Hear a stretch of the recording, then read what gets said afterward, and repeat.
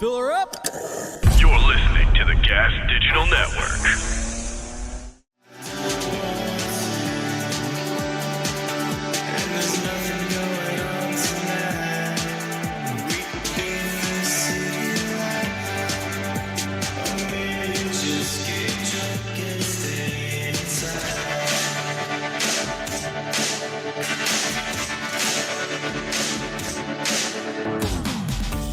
Good afternoon, Michael Malice here. Let that be your welcome for the next hour. We have with us our returning guest, Arthur Herman, whose new book, The Viking Heart, I just finished yesterday.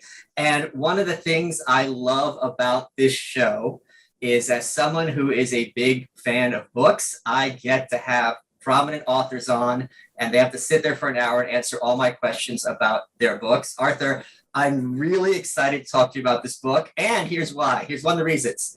You get to sit there and relax while I tell everyone why they should read your book. You're not paying me anything. This is just being done due to the valor I found in it.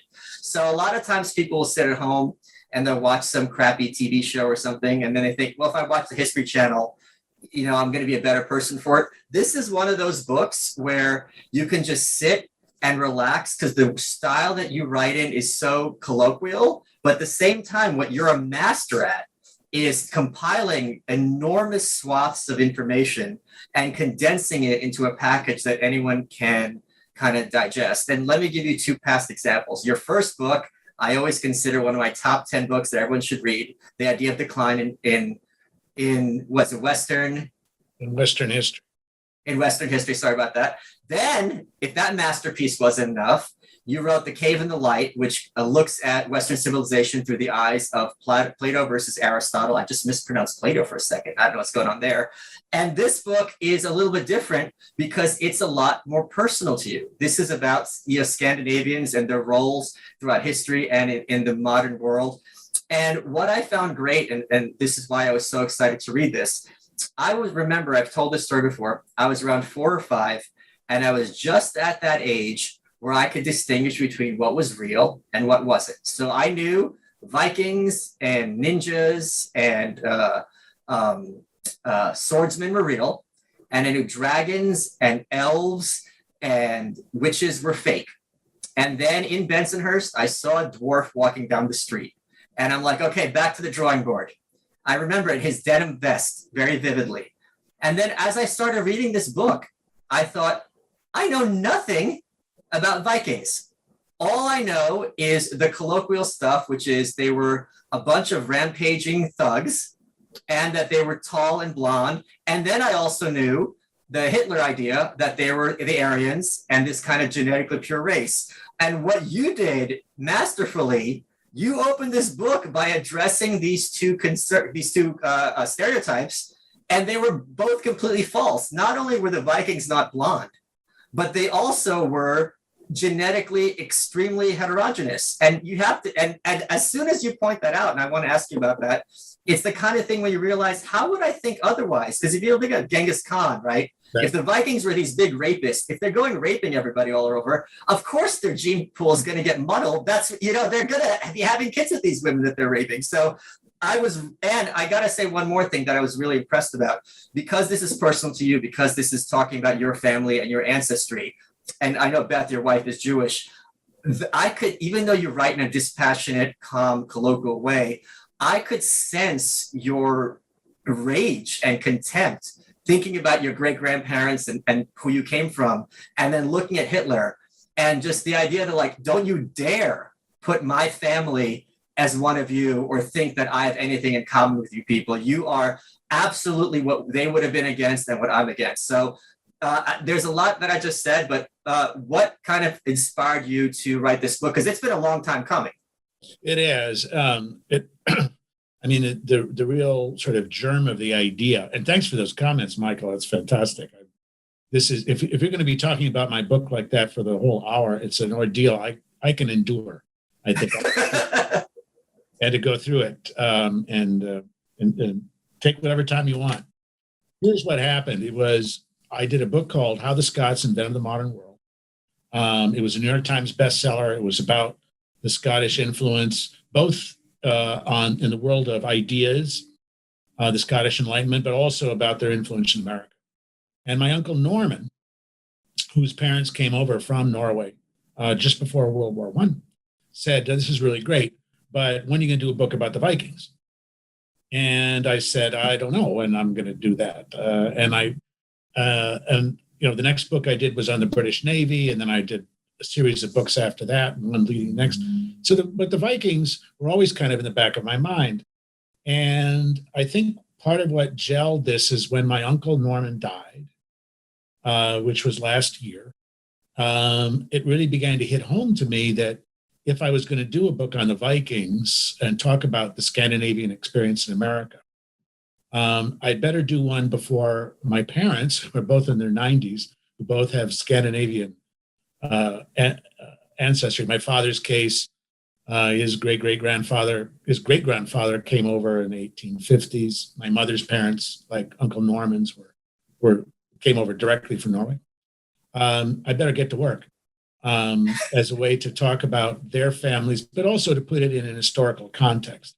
It's also, what also this was too, Michael, it was a kind of return back to my Midwest roots. Yeah. I graduated from University of Minnesota. I went to graduate school in Baltimore, Johns Hopkins University, and I really became a child of the East Coast. I went to work in New York on Wall Street, got married there. My wife and I have been living in DC off and on since the late 1980s. And occasionally go home and visit my parents. But this was also a chance for me to revisit that world, the world of my childhood, the world of adolescence, Minnesota, Wisconsin, Iowa. And so in many ways, I wouldn't say it's a roots book exactly, but the roots are very much part of the frame of mind that I brought to talking about this. And I got to tell you, when I was writing in that chapter that on the American Civil War and about my great-great-grandfather's service in the 15th Wisconsin Regiment and his getting wounded at the Battle of Stones River, I'm writing this as I'm looking at the mini ball that was extracted from his knee. Oh, wow. By the surgeons, which has been a family heirloom that my parents gave to me. That's a pretty powerful moment when you're writing about, I've always had an interest in the Civil War, but those are the kinds of moments that made writing this book, I have to say, even more memorable than it would have been with the broader theme, which was the role of Vikings and Scandinavians in history. One of the things that I was surprised to learn is obviously we think of Vikings and Scandinavia as kind of somewhat synonymous, but that when the Vikings were doing their conquering, their empire was absolutely enormous. It's not just, the northwest of Europe. They really spanned a huge distance. They do, and they extend down, as I explain in the book. They really are the creators of medieval Russia. It's the dynasty of Viking conquerors from Sweden who really lay the foundations for the capital cities at Novgorod and then Kiev, and then what becomes the core of medieval Russia and modern Russia really springs up from what those Swedish conquerors originally accomplished in the 9th century, in the 800s.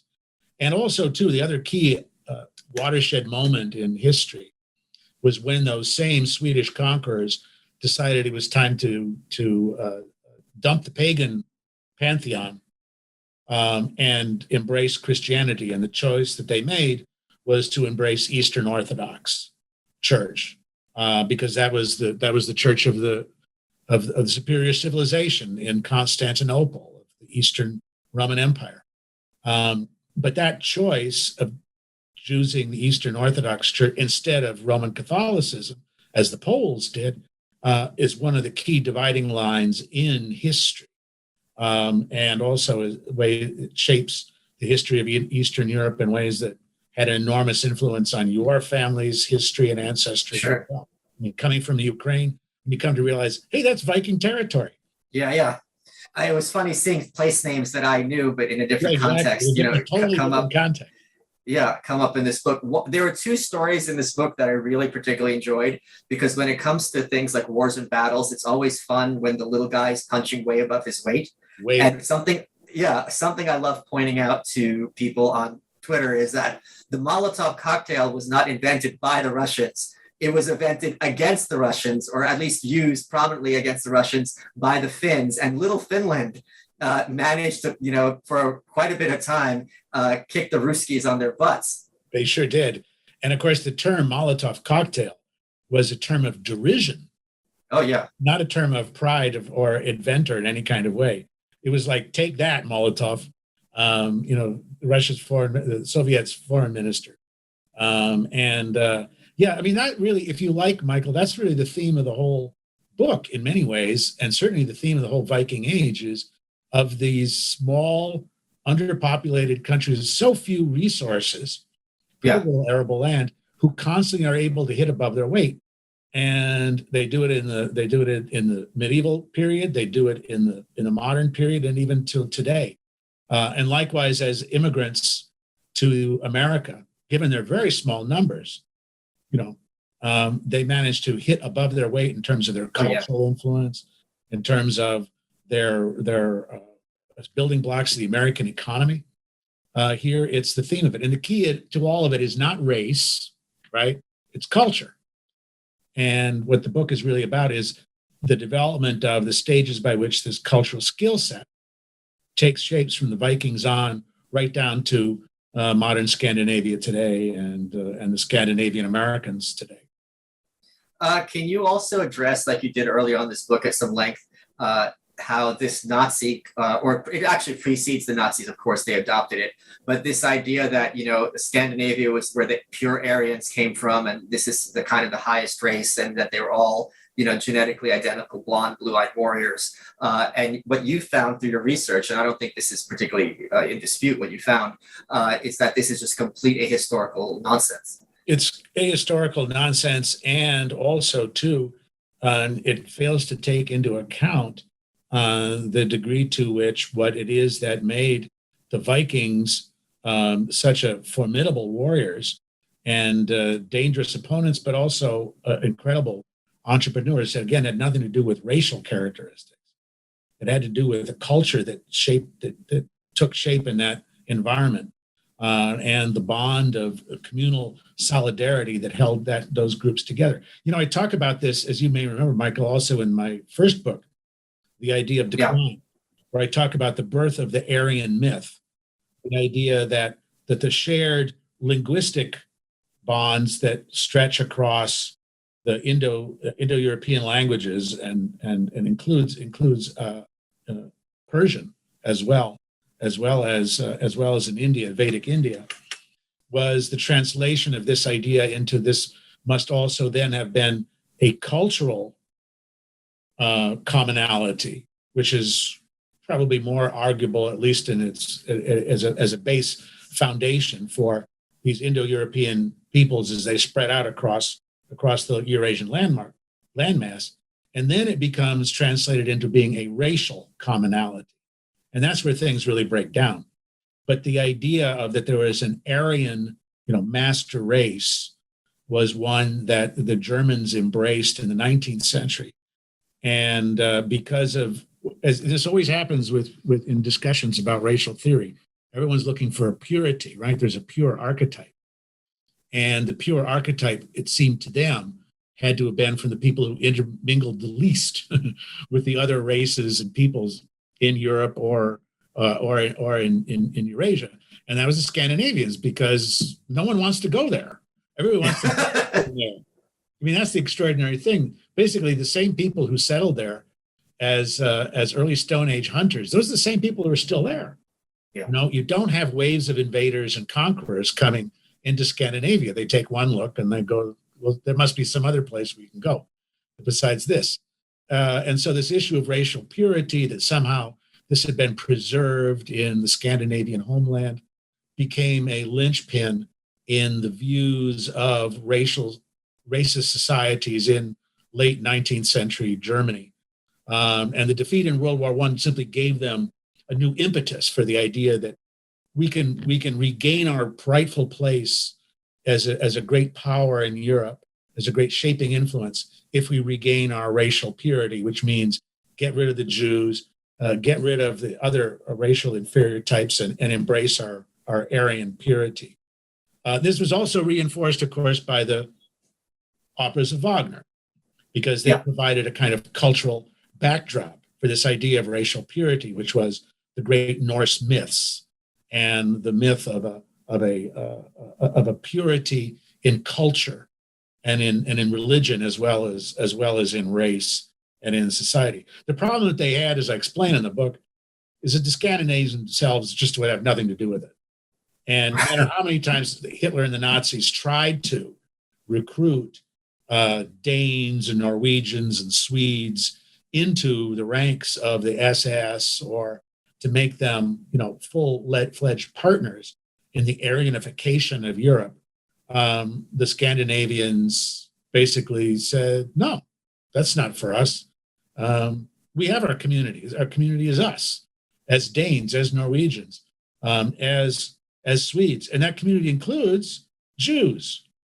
That's one of the most interesting chapters, I think, in the book. And I don't think it's one that Americans really understood when I talk about the Nazi occupation of Denmark.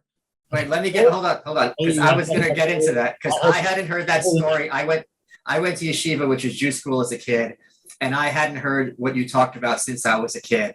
So to hear it come back really was a little bit emotional because it was because I'm writing right now about the totalitarianism and its defeat. So when you have these moments of quiet heroism, it really is resonates very heavily when you have people who are just saying no at enormous risk, at enormous cost to themselves. One of the things that's interesting, we're going to get to Denmark in 1 second, when you were talking about with the Scandinavians, like Sweden, for example, has a communist party, they call it the Left or the Red Party, which has been a party since Lenin. This has been continuous for over 100 years. So the idea that, these countries, which are heavily social democrat, would organically become fascist is already going to be a big hurdle for them to swallow in and of themselves. So, hey guys, today's episode is brought to you by Sheath Underwear. Sheath Underwear is the official underwear for hunks and studs in the podcasting world, and also Lewis. If you go to sheathunderwear.com and use promo code Malice20, you get 20% off your order. Here's why Sheath is the only underwear I wear. It's made of moisture-wicking technology. These are boxer briefs. They're the most comfortable ones you're ever going to wear. They're soft. They keep you cool in the summer, especially if you're moving to Austin. But what's unique about Sheath Underwear is that they have these dual pouches to keep your man parts separated and prevents them from sticking together. No more chafing, no more sweat, just comfort and support. And if you go to sheathunderwear.com and use promo code Malice20, you get 20% off your order, and you could be one step closer to being a studly hunk or a hunky stud, such as the host of this wonderful show.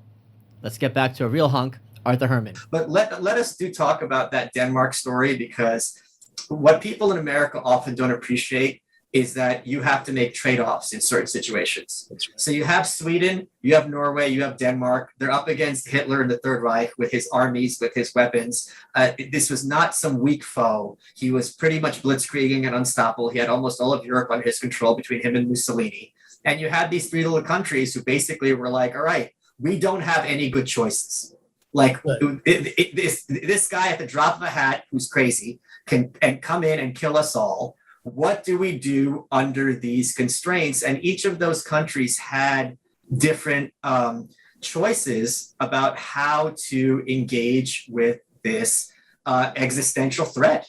Yeah, they really did. And also, too, you have to understand that in 1940 and 1941, they are basically alone.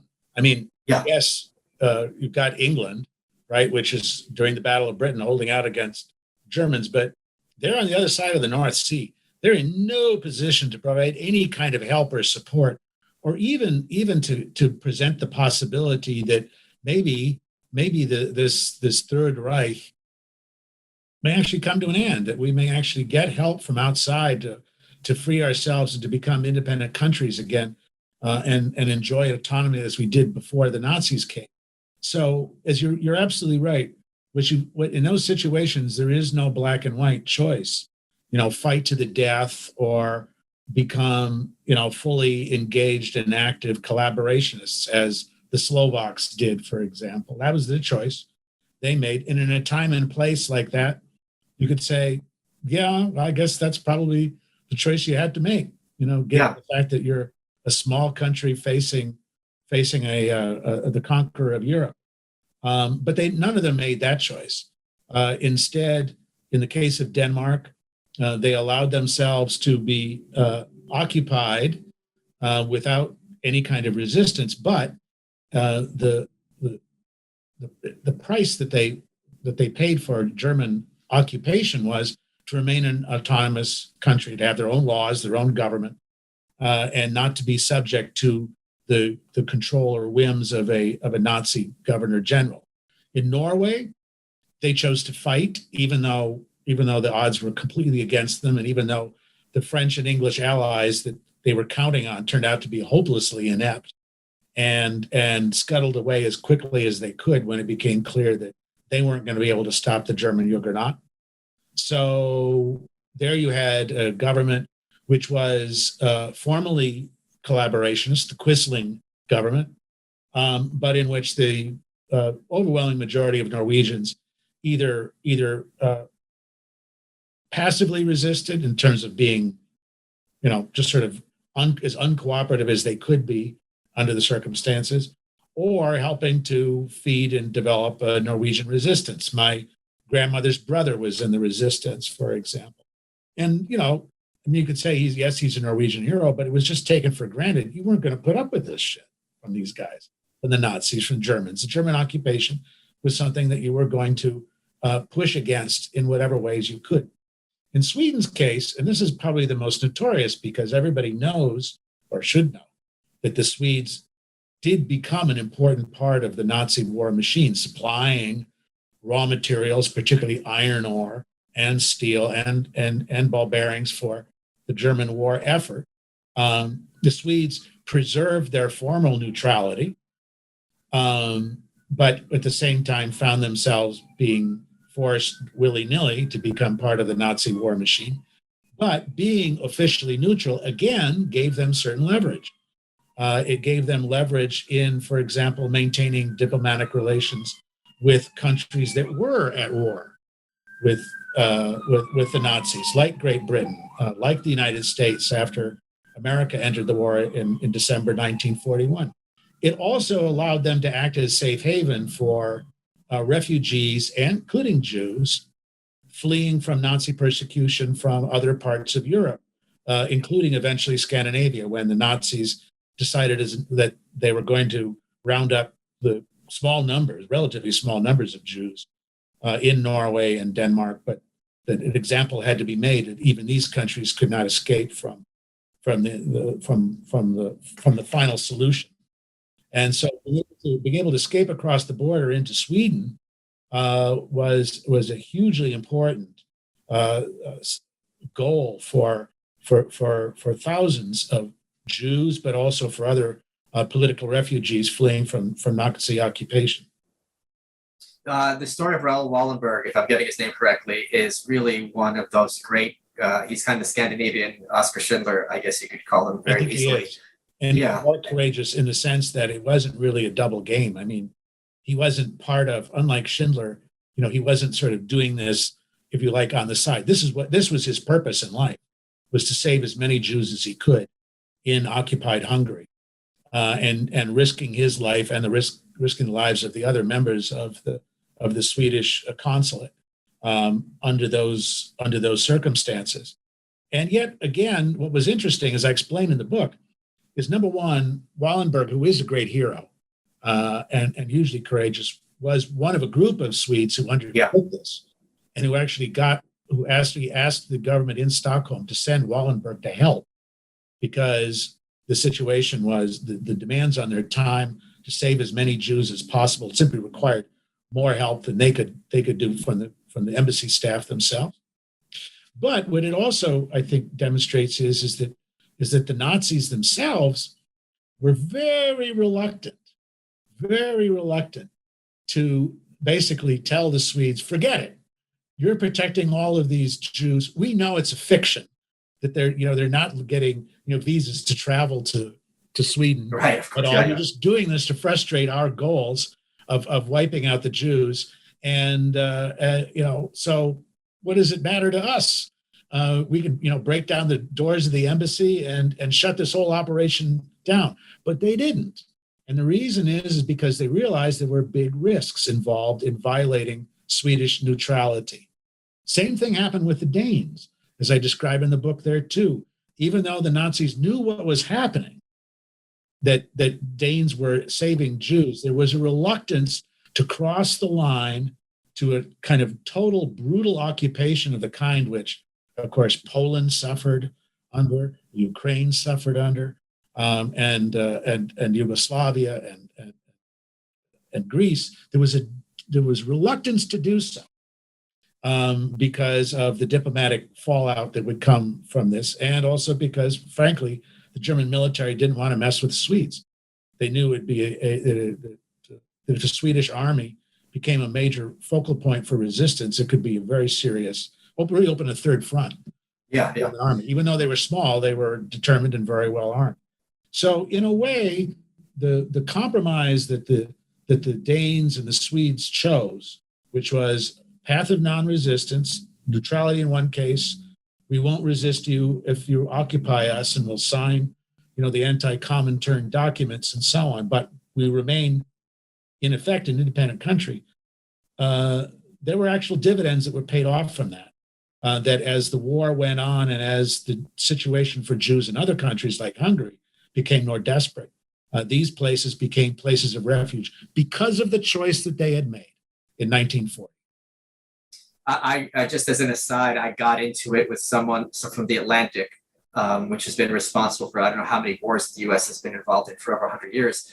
Because when I was going after George Soros, they said, "Oh, come on, the guy's a Holocaust survivor, and by you criticizing him, you're engaging in light Holocaust denial." So the story, yeah, right. He's basically Anne Frank. The story of Denmark, and it's a unique story. It's an important story, and it's a very, I think, moving story.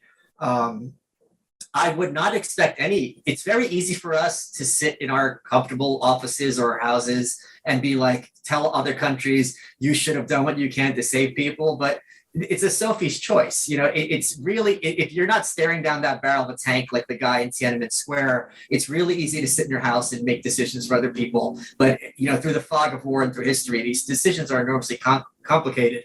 But what the Danes did is really almost unbelievable. And yet the story is true and this great moment in history. Was that a lot of fun for you to write that story? And can you tell us about that? It was enormously revelatory for me because I did not know the story. Oh.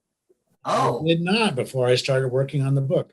And I remembered hearing about, the king of Denmark, King Christian, the stories about him wearing a yellow star when this was required for Danish Jews, which, as I point out in the book, as I found out, is actually apocryphal. He didn't actually. But his attitude was very much the same, which was Danish Jews are not Jews, they're Danes. Yeah. And they're part of our community, and you have no business treating them any other way. And if you're going to go after them and have them arrested and so on, then you're violating our laws, which you have already said you're going to respect. That was part of the deal which was struck in order to allow the Germans to occupy Denmark.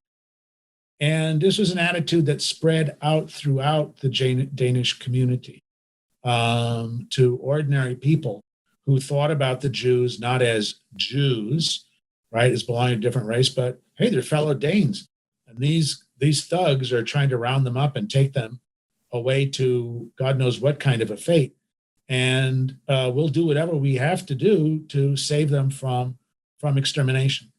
And so they did. It was, you talk about a grassroots movement to save the Jews family by family, including, of course, Jews who had fled to Denmark from other parts of Europe because they had thought, correctly until 1943, that they would be relatively safe there because Denmark did have its own laws and its own government that protected civil rights of people living there.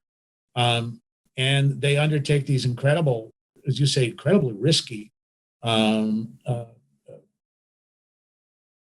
incredibly risky processes of hiding people in their own homes, of arranging to take them across the Sound to Sweden, by fishing boat and so on, all under the eyes of the German army and the SS. This is really one in which ordinary people make an important existential choice, which is, I'm going to help to save this person's life, even if it means the death for myself or even my family. It's a moral duty that I have to assume. And that's part of what I call, why the book is called The Viking Heart. It's a cultural mindset that springs up in Scandinavia. Its roots and antecedents lie with the Vikings. The coming of Christianity is also an important part of that, as I explain in the book. But in the end, it's a culture which simply will not tolerate other members of the community being ill-treated. Yeah. And that there's a moral imperative to do something about that when it happens, that is operative there in Denmark in World War II, which I think makes the story incredibly moving, but also, should we say, a counterexample to what was happening across a lot of the rest of Europe. And America as well. With America as well. Was that ship called the St. Louis that they turned them away at Florida? That's right. They sent them all back to get killed. And say it's not our business. Don't tell us about this. And if you look at the history of the Nazi occupation in France, the degree to which French authorities were totally complicit in the rounding up of French Jews to send them to the death camps, the contrast between the French attitudes with regard to Jews during occupation and the Danish, and I would say also the Norwegian as well, view on the whole. I mean, I think in the book I cite the number of 700 Norwegian Jews who were captured by the Nazis, but that was working against the current of Norwegian public opinion, which was, hey, they're arresting Jews, our members of our community, our fellow citizens. We'll do whatever it takes to make sure they can find safe haven, whether it's in Sweden or even further apart from that. But it's interesting because the French have acquired this sort of glamour about the French resistance, right? And that when you really probe deep into the history of the French resistance and the French under Nazi occupation, it's a much more morally ambiguous story. Whereas I think the story of Nazi occupation in Denmark and Norway, the moral ambiguity disappears. And what you realize is that ordinary people can make truly heroic, almost saintly choices in those circumstances. That's really amazing. Hey guys, want to take a second to talk to you about Blue Block's blue light glasses. If you're looking at your phone, your computer, your TV all day, and who hasn't during this pandemic, people get headaches, you feel like your energy's low, you're having trouble sleeping. It's not COVID. It's the blue light coming off your screens that causes eye strain. What Blue Blocks did is they have 40 frames to choose from. These are high quality lenses designed to help you get more work done during the day and sleep better at night. And they look really cool and stop you from feeling terrible after looking at your computer all day. You should be terrible from looking at a mirror because you're all ugly. Blue Block's blue light glasses are available in prescription, non-prescription, and readers. They have frames for every need. So what you can do is you go to blueblocks.com, BLUBLOX.com/you're welcome, or use code WELCOME at checkout. You get 15% off your order, and you're going to be on your way to stop getting eye strain and headaches and exhaustion.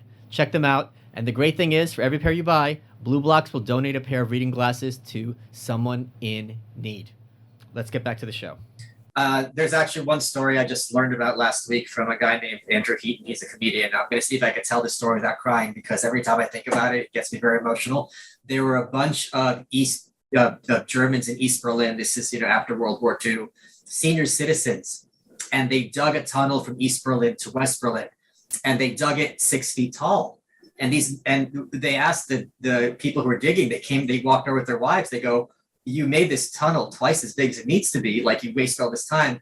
And the guy said, "My wife was My wife wasn't going to crawl to freedom. She's going to walk. Whoa. So these little moments like this are so, and there's a lot of stories like this in this book of just people who are just like, no, I'm doing the right thing. Like, I don't want to hear it, whatever. That Raoul Wallenberg's a great example. It's like, cool story, bro. I'm in Hungary. I'm going to get these passports and we're going to do whatever it takes. And I really don't care. Yeah, whatever it takes. And ultimately it cost him his life, not at the hands of the Nazis, but the hands of the Soviets. So let's talk about Sweden, because one of the things I tweeted out a while ago is that the people of Venezuela didn't vote for Venezuela. They also thought they were voting for Sweden. And Sweden is often invoked by Bernie Sanders types as, look, democratic socialism is great, Sweden is thriving, but that is also an ahistorical fairy tale, because as you talk about with the Swedish economic miracle, what happened after that, it's not simply as nuanced as we're Swedes, we voted for a welfare state, and everyone lived happily ever after. No, it's not. And in fact, the real Swedish economic miracle is free market capitalism, which is how Sweden and the other Scandinavian countries pulled themselves out of poverty, which had become endemic across the Scandinavian region by the mid-19th century. Scandinavia, and this is a matter of choices made by their rulers dating back to the late 17th century, but dating back to the late 1600s. And the commitment was to empire building. They were going to build these fantastic empires and compete as European great powers. Talk about hitting above your weight. They thought they could pull this off. And the Swedes built a very impressive army, an army that could take on Russians, Germans, Poles, and Danes all at the same time, under a leader of genius like Charles XII, King Charles XII. But they paid a terrible price for this, and that was economic development. They miss out completely on the commercial revolution. Hang on one second. No worries. Sorry about that. That was Beth, actually. She's probably saying, "Oh, you're doing the broadcast with Michael or what? What's going on? Fill me in." That's the best. She said her best, by the way. Yeah. I would have put her on, as a matter of fact, but I figured we don't want to interrupt the podcast for that. We'll catch up later. I don't allow female voices on this show. I'll pass that along. Yes, please do. No, you're talking about Charles XII and the army. Speak to Pulitzer Prize finalist authors, and female voices are not allowed on the broadcast. Two important rules. It's the Russian heart. Michael Malice world. Good to the Russian heart. Yeah. Anyway, so they miss out on the growth of prosperity. How'd the West get rich? Well, the West got rich, except Scandinavia. And they miss out on the Industrial Revolution as well. By the mid-19th century, they're mired in poverty. There's a steady drain of immigrants to America that's underway. And then finally, it's the Swedes first, but the others catch on as well. They said, we can't go on like this. We can't keep losing our best and our brightest going across the Atlantic to America. What do we do? Yeah. And so they put together this commission to examine what's wrong with Sweden. What's the problem they have? And they realized the key was economic development. And the way in which they could do that was by unleashing the forces of capitalism.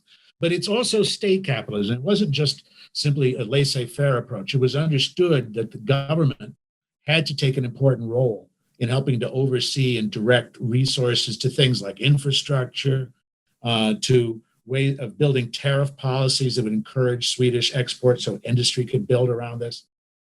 And the result was an economic takeoff at the end of the 19th century that extended all the way into the 1930s, really. That then also became the case for Denmark and also the case for Norway and then Finland, when Finland gained its independence after World War I. But the sinews for Scandinavia's prosperity were always understood and are understood to this day to be capitalism, not socialism. Socialism comes in to skim off the top of what we can do for those who are not fortunate enough to be part of the larger, capitalist enterprise and the processes that bring prosperity, the elderly, the sick, the halt and the lame, these are the people who need extra help, unemployed workers. And so you construct a welfare state to take care of the members of your community who can't take care of themselves.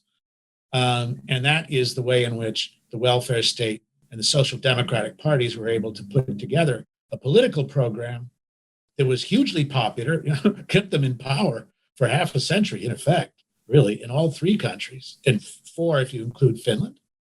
But it was always understood that welfare state and the social democracy they were building required constant growing capitalist economy. Yeah. And that's the part that the Bernie Sanders and the AOCs missed out on and don't understand or won't allow themselves to understand, is welfare states require wealth. And wealth for a welfare state has to come from the most important wealth creating machine that exists, which is modern capitalism. Something I think on the other side that some American conservatives don't appreciate is in many of these countries, I know Canada for one of them, and I'm sure it's probably Sweden as well, it's actually the leftist parties that are in a position to engage in austerity, because there's no one really to their left to kind of yell at them. So they're the ones who are in a position to kind of reel back the welfare state. Whereas if the right of center party tried it, like David Cameron did in the UK, there's going to be hell to pay. So politics is not as intuitive as people would like it to be, where if I want smaller welfare state, I'm going to vote for the right-wing party. A lot of times, that's not the ticket. And in the case, you're absolutely right. In the case of Britain, of course, it's been the other way around. It's been the big expansions of welfare state up until Margaret Thatcher. It all come from the Conservative Party. They were the ones who, were encouraging the idea that we could have guns and butter, or we could have a welfare state at the same time growing economy. But it's interesting. You're putting your finger on something very, very important about this, and that is that when by the 1990s it became clear in Sweden and also in Denmark and also to a degree in Norway, but the contrast wasn't quite as striking in Norwegian politics, that the growth of this welfare state was getting out of control, that it was beginning to devour the sources of wealth. And it wasn't going to be possible to sustain a welfare state of this size and extent as the sort of more utopian visionaries on the left had in mind, that the decision was made, okay, we're going to have to cut back. We're going to have to expand, for example. We're going to have to expand the capital gains cuts as a way to encourage more formation of capital to get economy back on track. We're going to have to change the way in which we think about what constitutes, untouchable parts of the welfare state versus the foundational elements versus the growths that are really, in a sense, not really necessary that we can shed. And what's so striking is that they're able to do this with a degree of political consensus that couldn't have happened in any other region of the world, I think. It would have been to make the kinds of decisions that they did, which were so obvious that, hey, welfare states had its day. Now we're gonna pump up capitalism, would have led to enormous social unrest, huge political upheaval, even civil war could have risen in other kinds of situations. But because of that emphasis on the idea of a consensus that we can all agree together as Danes and Swedes and Norwegians that this is the path we must go together, whether it's resisting the Nazis, right, or expanding the welfare state, or cutting back on the welfare state, or reducing our view of our country as a safe haven for immigrants from other parts of the world. They can arrive at these kinds of decisions in a consensus way, which is really, really quite extraordinary. And they don't really have a choice. What Americans don't appreciate is in the parliaments of these respective countries, they have sometimes up to 12 different parties represented. I know in one of the countries, I believe it's Iceland, there's a party that's dedicated just to helping the disabled. And in another country, there's a party called 55 Plus, where it's just taking care of pensioners. And there's an animal rights party. So it's really kind of odd to our binary political sensibilities that you can vote in there and be like, I want to vote for the party that helps the elderly, and just really have that be one issue and have that party have representation in the national parliament. I think the AL thing, which you talk about, the development, yes, Iceland's parliament in this has just the most. If you go look at in Wikipedia at the parties in their parliament, the population is what, like 300,000, 500,000. Right, that's right. They've 350. they've got, I think, 10 currently there, and there's the Pirates are like the fourth biggest. Then you have the Greens, which is the current prime minister, the Independence Party, which has historically been the kind of the equivalent of the Republicans, but they're the center-right party. What's fascinating in Sweden, and I want to talk to you about this given the theme of your book, for the first time since men got the vote, Sweden gave males the vote in the early 20th century because all these men were coming to America where they could make their voices heard. They're like, no, stay here. We'll let you vote. Well, but for the first, we'll find ways to keep you here. Yeah. Make it for the first more attractive. Make it more attractive. That's right. And I think that was also, you could also probably argue that was part of the reason for extending the vote to women as well. Oh, sure. Of course. Yeah. You don't want to sleep by yourself. That was a huge part of it. At the same time, I think that's also, you could also argue that was part of the reason why Sweden gave way on Norwegian independence. Oh yeah, 1905 was. It's just not worth it for us to try and hold on to this part of the kingdom when so many of them obviously want to go their own way, and let them do so and let them deal with their problems themselves as opposed to it coming back to haunt us here in Stockholm. And there's another good example. Norwegian independence. When you talk to Norwegians about it. And my grandmother was someone, Norwegian independence from the Swedes. This was yeah. And she would talk about it like it was 1776. It wasn't. I mean, there were some, minor disturbances in the street demonstrations and other kinds of things. But ultimately, Norwegian independence came because everybody sat down, talked about it, and said, you know what, this makes a lot of sense. Okay, then you're independent. Good luck to you. But this is what's great. As one of the biggest voices arguing for America to have a national divorce, people like, when has this ever been done peacefully? Norway and Sweden, they had a referendum. I think it was literally 99% of people voted, yeah, let's split. And they said, okay, and now they're neighbors. There's no possibility of them getting into war. I know there's low-key animosity between the two, as any neighboring countries are going to have, but they're clearly like fraternal, a brotherly kind of system. There's a strong sense that they share the same. They are part of the Nordic community. Yeah. Regardless. And, and Norwegians give Swedes a hard time about their neutrality during World War II and the way in which they cooperated with the Germans economically about that.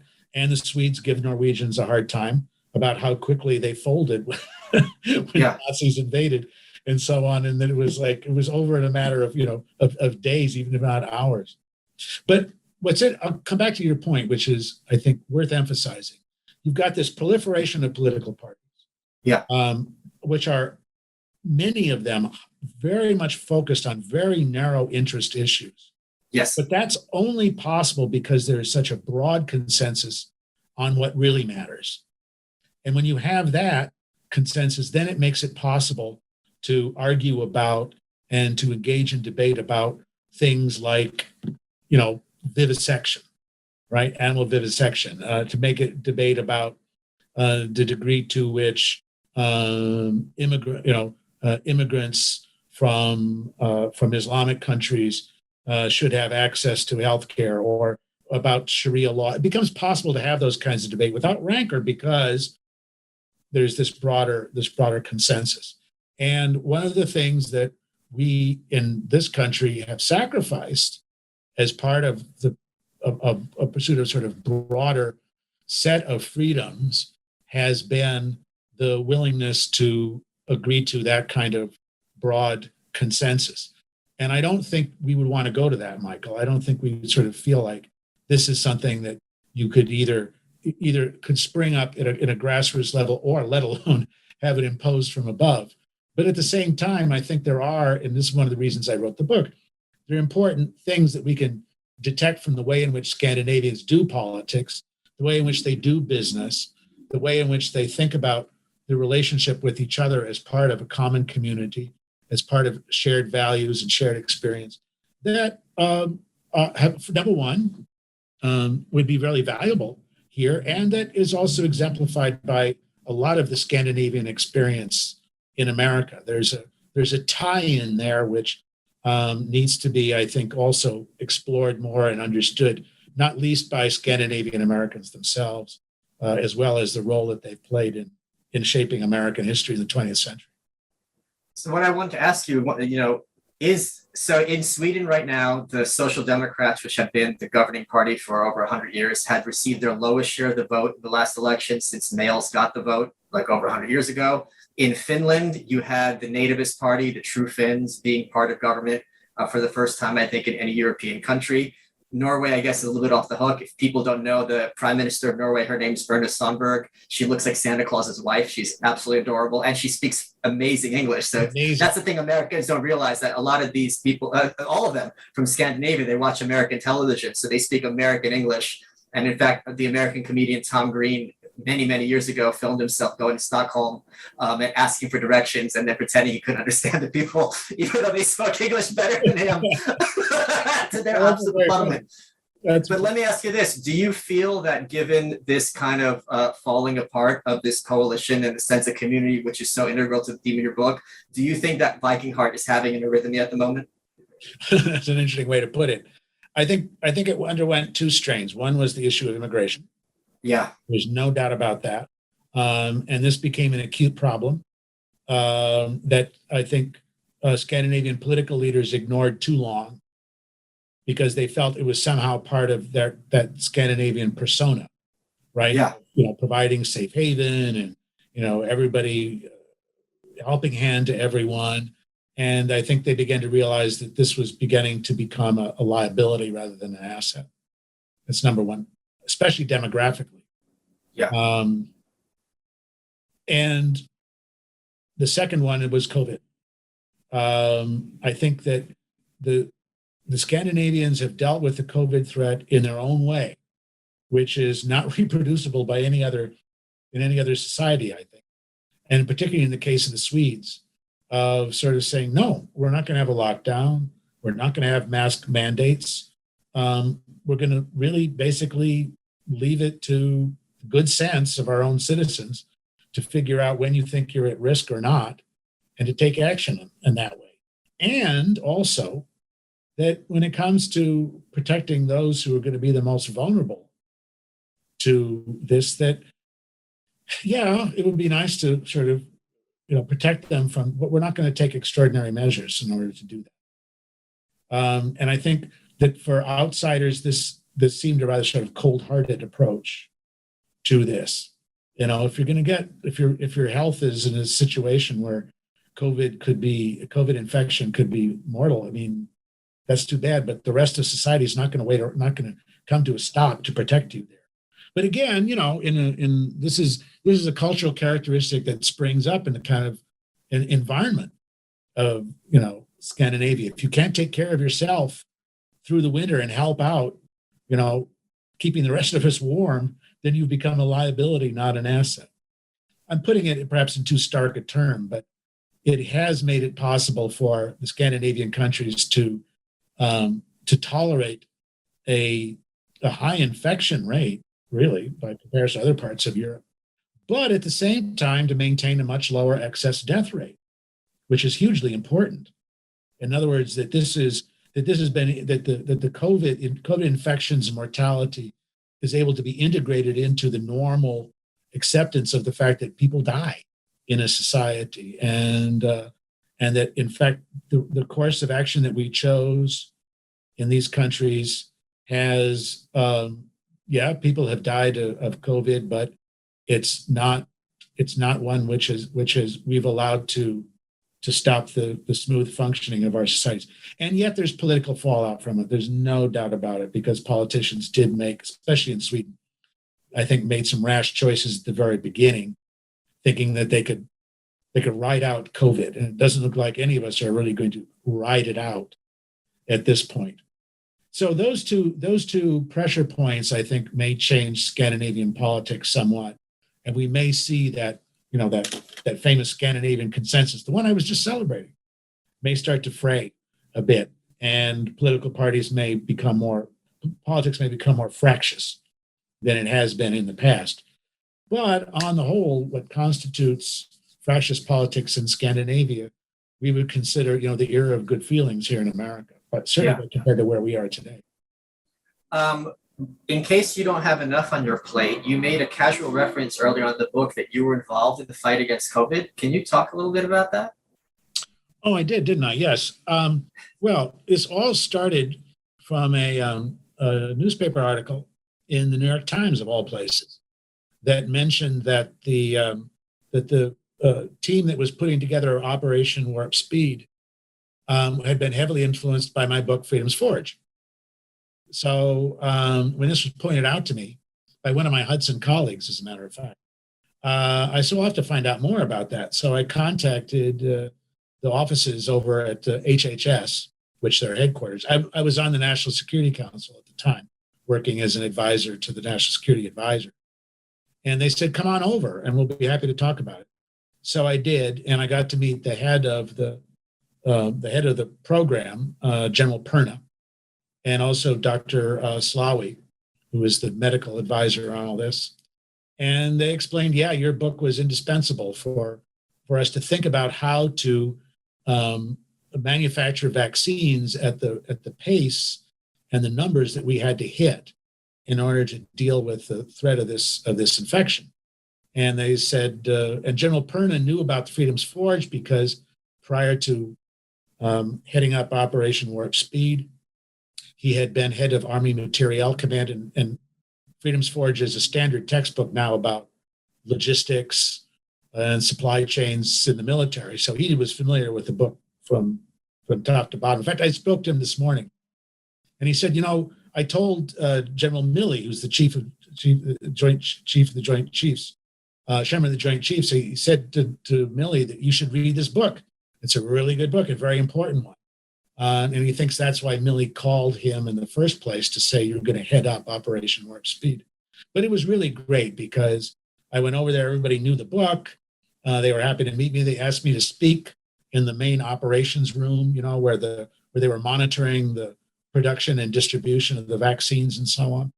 And I've had many conversations with Perna and his staff afterwards about what they're worried about, what happens next with Operation Warp Speed. And there was a lot of concern, Michael, that when the new administration came in, that they would want to sort of wipe away the memory, right, wash down the memory hole, Operation Warp Speed, because it was a Trump initiative. I mean, he was the one who said, this is going to happen. You're going to get 20 million vaccines for me by December or else. And who saw it as something which had to be done at this kind of ramp up speed, that they were going to try and wash it out. They were going to change the name of it. And I think it's one of those successes which has been just so outstanding and so obvious that even the Biden administration couldn't find a way to ditch it, and instead turned things around and decided they were going to claim credit for it. I advise people, if they're bored on social media, when they hear someone talking about vaccines, simply comment with "Thank you, Donald Trump," and enjoy the freakouts that will ensue. Just very quietly and casually, just put in there. Yeah. One of the things I've experienced as an author, and I'm curious to hear your perspective, is when you finish a book, it's kind of done. You've purged this from you. It's so much. You put so much into your books. The book I'm writing now is really basically driving me insane because when you're it's called The White Pill, but it's about totalitarianism, the victory over it. So when you're reading about like children being driven to suicide, and you have to empathize with them and then put it in a way that's palatable, it really does a number on you. And then also the thing that like, am I the only one talking about this? This under Stalin. That also is a whole other like something cross to bear, for lack of a better term. It's just like, how is this not common knowledge? What was being done to all these people for such a long period of time, and why am I the one to have to bring it to greater public visibility? But when like my previous books, when they're done, they're kind of out of the system, so to speak. So it's always surprising when like later it affects someone, because it's like out of me. You know what I mean? It's like out in the world. It's like I've kicked the kid out of the nest. So what is your reaction when year did Freedom's Forge come out? It came out in 2012. Right. So 9 years ago, or it would have been 8 years ago at the time, what was your reaction when this book, which was, 8 years ago, is now suddenly having a inspiration to the core issue of what's going on in the headlines today? It's hugely gratifying. I mean, I knew that the book had an influence at the Pentagon in thinking about, why is the stuff that we buy now, the weapon system, so expensive when Herman in this book explains why they could be made so much faster and so much cheaper, even though they were very sophisticated for the time technologies. So I knew it had an influence at the Department of Defense, but to see it have an influence in something that really affects people's lives, on a day-to-day basis, as it is with COVID's hugely gratifying. It really is, to have a book come back to you like that. And it's an experience that you get from time to time with those books. They're books that I wrote on a lot of different topics, as you know. Yeah. Biography of Gandhi and Churchill, the Idea of Decline book, How the Scots Invented the Modern World, the New York Times bestseller one, To Rule the Waves on the British Navy. And it's always especially gratifying for me, Michael, and because I'm working here at Hudson Institute, right, Washington think tank, and I'm working on quantum technology, for example, and cryptocurrencies and so on. And I'm engaged in a Zoom meeting with somebody, and because they know about my work here at Hudson, they say, "Wait a second, are you wrote How the Scots? That is such a great book." Or they'll say, "Oh, wait a second, are you the Arthur Herman who blah?" And I got to tell you, that's a nice feeling that goes with it. But in my mind, all of the books that I've done have all followed in a sequence. In other words, in my mind, all of them have led logically to the next one. I mean, part of it is that I'm just a relentlessly curious person. I am, and Beth will tell you this, when I'm anywhere I go, a hotel or even the hospital, if I see a closed door, I have this impulse, just open up, see what's why is this, no, the door's unlocked, let's see what's going on. And it drives staff crazy. So that's just exactly who I am. But it's also because each one led to the other. I've gained an interest in that topic as a result of writing the other one, even if it was in a different area. And so someone was saying, when I was doing an earlier podcast with somebody about the Viking book, and he said, you've written these 10 books and people say you should read that one. He said, don't you sort of feel like you're all over the map? And I said, yes. I said, but it's my map. Yeah, exactly. It's right. Exactly. It's they don't see the order, but there's an order. Exactly. Yes. I understand the coherence that holds these books together, which in the end, I guess, Michael, and I think this is one of the reasons why we connect so well. It's really about freedom. Yeah. And in the end, it's about what are the institutions that promote and protect it, social, intellectual, political institutions that promote and protect individual freedom. What are the ones that beat it down? And that's really, in the end, what my books are about, is particularly celebrating the former, but also trying to make us all aware of the threat of the latter, because they can creep up on you and they can become a force in people's lives in ways that, again, thanks to modern technology, in ways that we're not really aware of until it's really too late. This has obviously been a very personal book. This was kind of a love letter to your family and to your ancestors. And, you mentioned their personal stories in this as well, which I, as a reader, really appreciated, when you break that fourth wall. Right. And you could tell that the author is putting his own Viking heart into this. Have mom and dad read the book? What has been their reaction? Now. Okay. And they've said they're loving it. They think it's great. And I'm saying, they're both in their 90s now. And I say, aren't you really glad you held on so that you could read the book? And they said, actually, in the end, it was probably a good idea to stick around. And the next one's going to be even better. So stick around for that one too. Stick around, they damn all better. And that was the other thing that came. Both, my Norwegian grandmother lived into her 90s, and so there's good stock there, and so I have every confidence that my parents are going to be around for the next one. The book is The Viking Heart. I made you wait until after I had a chance to read it so I could have an informed interview, and I recommend everyone pick this up. And here's the trick to my audience, where if I say I read a book and liked it, I mean it. I have no impotence to lie. So you can take that to the bank and then read Idea of Decline and then The Cave in the Light. Arthur, we're running out of time. What has been your favorite part of this interview? Let's see. What has been my favorite part of this interview? I would say number one is your enormous perspicacity in understanding that this is a truly brilliant book, and seeing your superior intelligence once again radiating out over the screen and via Zoom. It's tremendous. That's number one. But the second one, and here I'm being really, and this is a more serious point, is how you were able to connect with that story about the Danes and the Jews. Oh, yeah. That is, I think, that is a story which really needs that Americans, and I think non-Danes really need to really grasp and understand. I had an interview this morning with the Jutland Post, the Danish newspaper, and so on. I was talking about the book and about the Danes and the Jews. And he said, that's one of the things we take great pride in. And I said, you should, and others should recognize it more. But this, again, is one of the traits about Scandinavians. They tend to be very modest about their accomplishments, and they live quietly. They're always sort of thinking, well, we don't like to think about ourselves. We like to think, it's important to think about others. And then that's true.